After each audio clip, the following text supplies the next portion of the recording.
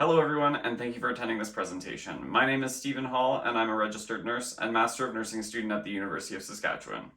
Today I will be presenting a scoping review on caregiver-identified priorities for support.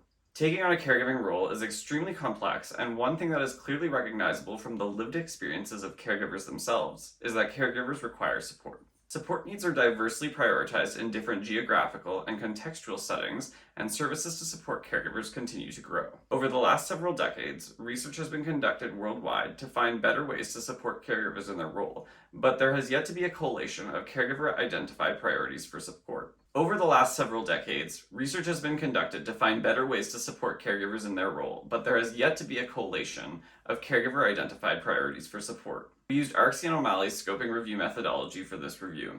Our research question was, what do caregivers identify and prioritize for support? After screening just under 5,000 articles, we found 34 articles that met our inclusion criteria. Articles were loaded into NVivo 12 software for analysis.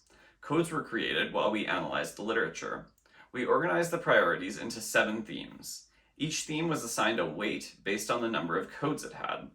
We ordered the themes based on the weights to present a synthesized list of caregiver-identified priorities for support. Through the scoping review, we found that caregivers prioritize an orientation to their caregiving role, most often in literature. This involved learning skills, tips, and tricks to facilitate their role. Priorities that followed were self-care and respite, adapting healthcare to meet the needs of both the caregiver and the care recipient, improved supports for caregivers such as psychoeducational interventions and support groups, addressing information needs, expediting and simplifying access to resources, and financial assistance. This synthesized list of priorities should not be viewed as a plug-and-play solution to understanding the support priorities of caregivers in every setting.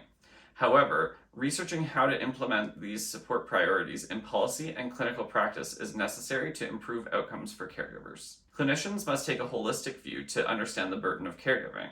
An understanding of what caregivers prioritize for support is essential to taking on a holistic stance. The resources that clinicians provide to caregivers must match their wants and needs. Facilitating caregiving by supporting caregivers in their role can help reduce burden on an overworked and often underfunded system. At the individual level, providing support to caregivers can enhance the mental wellness of the caregiver and promote healthy lifestyles and self-care. When support priorities are identified by caregivers themselves, there is likely a stronger chance of uptake and use of support interventions. Policymakers, healthcare professionals, nonprofit, and governmental organizations can use evidence from this study to guide decisions when developing support interventions for caregivers.